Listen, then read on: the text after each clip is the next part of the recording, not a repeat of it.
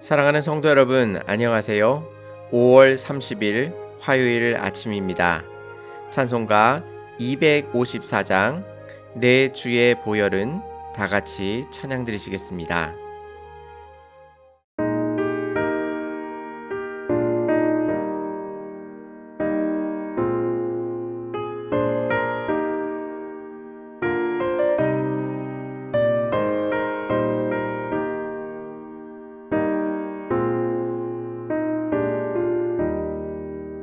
내 주의 보혈은 정하고 정하다 내 죄를 정케 하신 주 나로라 하신다. 내가 주께로 지금 가오니 십자가의 보혈로 날 씻어 주소서. 약하고 추해도 주께로 나가면 힘 주시고 내 추함을 곧 씻어 주시네. 내가 주께로 지금 가오니 십자가의 보혈로 날 씻어 주소서. 나로라 하심은 온전한 믿음과 또 사랑함과 평안함 다 주려 함이라. 내가 주께로 지금 가오니 십자가의 보혈로 날 씻어 주소서.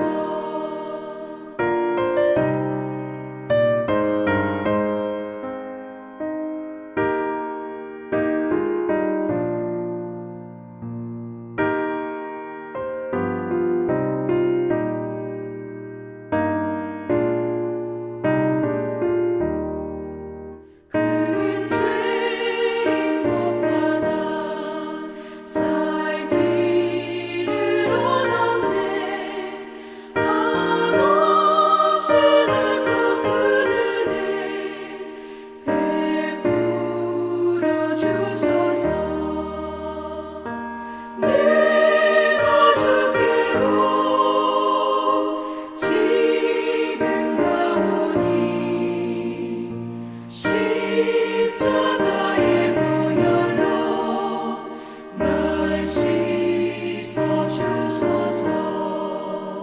그 피가 맘속에 큰 증거 됩니다.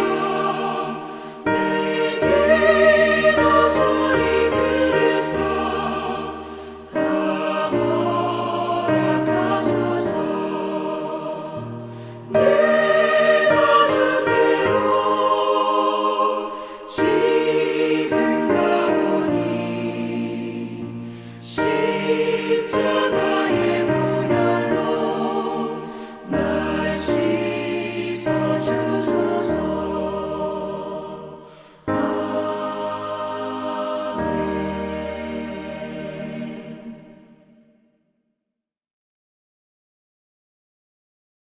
아멘. 아멘. 하나님께서 오늘 우리에게 주시는 말씀은 사무엘하 24장 1절에서 9절까지의 말씀입니다.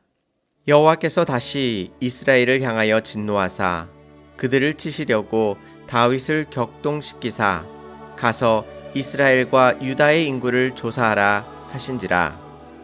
이에 왕이 그 곁에 있는 군사령관 요압에게 이르되 너는 이스라엘 모든 지파 가운데로 다니며 이제 단에서부터 부엘세바까지 인구를 조사하여 백성의 수를 내게 보고하라 하니 요압이 왕께 아뢰되 이 백성이 얼마든지 왕의 하나님 여호와께서 100배나 더하게 하사 내 주 왕의 눈으로 보게 하시기를 원하나이다. 그런데 내 주 왕은 어찌하여 이런 일을 기뻐하시나이까 하되 왕의 명령이 요압과 군대 사령관들을 재촉한지라. 요압과 사령관들이 이스라엘의 인구를 조사하려고 왕 앞에서 물러나 요단을 건너 각 골짜기 가운데 성읍 아로엘 오른쪽 곧 야셀 맞은 쪽에 이르러 장막을 치고 길르앗에 이르고 닷딤 호시 땅에 이르고 또 다냐 안에 이르러서는 시돈으로 돌아 두로 견고한 성에 이르고 히윗 사람과 가나안 사람의 모든 성읍에 이르고 유다 남쪽으로 나와 부엘세바에 이르니라. 그들 무리가 국내를 두루 돌아 9달 20날 만에 예루살렘에 이르러 요압이 백성의 수를 왕께 보고하니 곧 이스라엘에서 칼을 빼는 담대한 자가 80만 명이요 유다 사람이 50만 명이었더라. 아멘. 전에 말씀드린 것처럼 사무엘하 20장까지는 시간의 순서대로 성경이 진술하고 있습니다. 그런데 21장부터는 시간의 순서가 아니라 앞에서 넣지 못했던 내용들을 개별적으로 나열하고 있습니다. 마치 책의 별책 부록같이 기록되고 있는 것입니다. 오늘 말씀은 그 부록에 해당되는 21장에서 24장까지의 말씀 가운데 끝부분이며 사무엘 상하의 마지막 사건입니다. 결국 사무엘 상하의 성경 기자는 오늘 본문을 시간의 순서에 따라 나열하고 있는 것이 아니라 사무엘 상하의 전체의 결론에 해당되는 내용을 의도적으로 배치하고 있다고 볼 수 있습니다. 오늘 사건을 자세히 살펴봄으로써 하나님께서 사무엘 상하에서 말씀하시고자 하는 것이 무엇인지를 같이 생각해 보도록 하겠습니다. 오늘 사건은 다윗이 요압에게 인구조사를 시킵니다.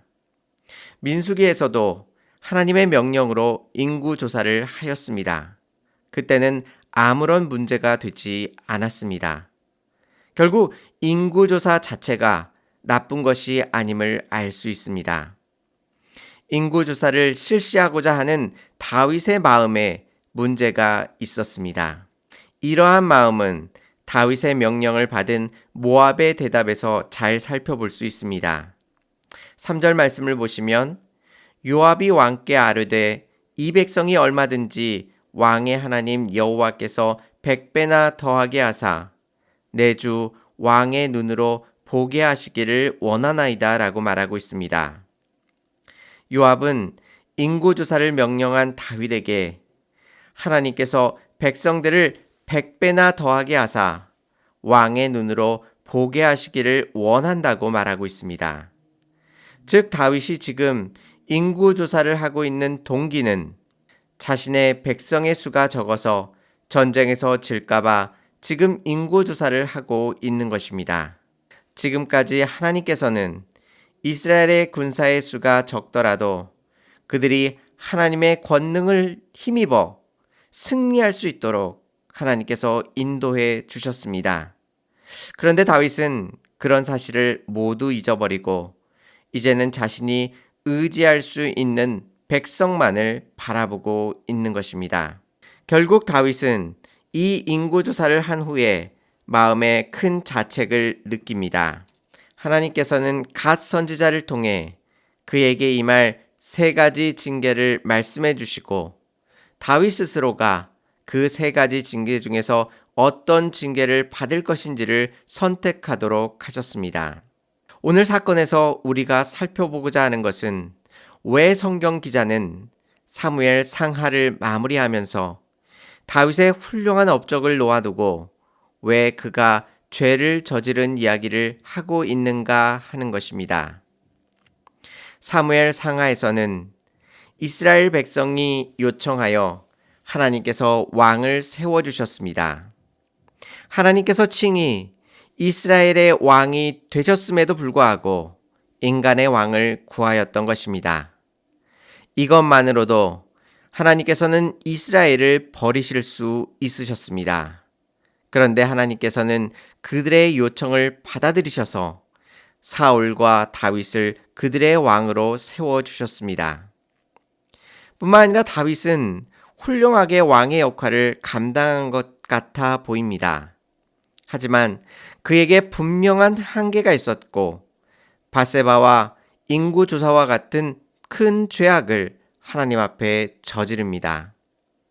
결국 그가 왕의 자리에서 역할을 할 수 있었던 것들조차도 하나님의 도우심으로 그가 그것을 감당할 수 있었습니다.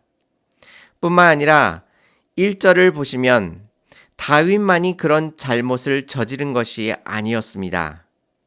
이스라엘을 향하여 하나님께서 진노하신 것을 보아 하나님을 신뢰하지 않는 다윗의 태도는 다윗만의 문제가 아니라 이스라엘 전체의 문제였던 것입니다. 앞에서 말씀드린 것처럼 하나님께서 그들을 향하여 진노하셨기에 그들은 버림받기에 합당하였습니다. 그러한 상황 속에서 하나님께서 어떻게 하시는지를 살펴보고자 하는 것입니다. 앞에서 말씀드린 것처럼 하나님께서 3가지 재앙을 고를 수 있도록 다윗에게 선택권을 주셨습니다. 7년 기근, 3개월 동안 쫓김, 그리고 3일 동안 전염병이었습니다. 이러한 선택권은 한편으로 잔인해 보입니다. 벌받는 다윗에게 이제 앞으로 세게 한번 맞아야 할 것인데 뭘로 맞겠느냐고 묻고 계시기 때문입니다. 하지만 다윗과 이스라엘이 하나님을 진노케 하였다면 하나님께서는 마땅히 그들을 버리실 수 있으셨습니다. 그럼에도 불구하고 하나님께서는 다윗에게 3가지 재앙 중에 한 가지를 고르라고 말씀하고 계십니다. 결국 이렇게 말씀하시는 것은 하나님께서 이스라엘을 계속 때리시기 위한 것이 아니라 진노를 끝까지 들고 가시려고 하시는 것이 아니라 이제 그 죄의 대가를 치르고 하나님과 이스라엘의 관계를 회복시키고자 하는 하나님의 크신 사랑이 그 가운데 있음을 발견하게 되는 것입니다.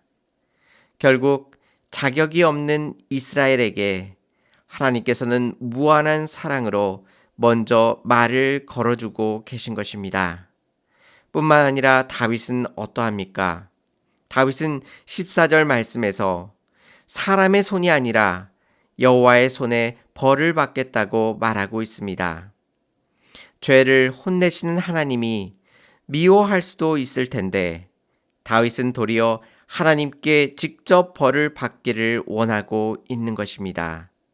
다윗 또한 벌하시는 하나님이 미워서 마음을 멀리하고자 할 수 있었으나 그는 도리어 하나님 앞으로 더욱 가까이 나오고 있습니다. 하나님과 이스라엘 그리고 다윗 사이에 죄악이 들어와 큰 징계를 받아야 하지만 하나님과의 관계가 결코 송산되지 않고 도리어 하나님께서 이스라엘 가운데 찾아와 주시고 다윗은 하나님께 더 가까이 가는 아름다운 모습을 우리들 가운데 보여주고 계신 것입니다. 하나님께서는 이스라엘의 왕을 세우시는 것을 목표로 하신 것이 아니었습니다. 하나님께서 목표로 하신 것은 이스라엘이 죄를 짓더라도 이스라엘을 포기하지 아니하시고 끝까지 이끄시는 하나님을 보여주시기를 원하셨고 동시에 징계를 받아야 하지만 결코 하나님을 떠나지 않는 다윗과 이스라엘의 모습을 통해 우리가 죄를 짓더라도 여전히 하나님 앞에 머물 수 있는 아름다운 방법을 우리들에게 알려주시기를 원하였던 것입니다. 오늘 하루 우리가 죄를 짓더라도 우리를 포기하지 않으시며 우리에게 찾아와 주시는 하나님의 은혜가 있음을 기억하시기 바랍니다. 또한 우리가 죄로 인하여 징계를 받는다 할지라도 여전히 하나님 곁에 머물 수 있는 하나님의 거룩한 백성 되시기를 주님의 이름으로 축원합니다. 다 같이 기도드리시겠습니다.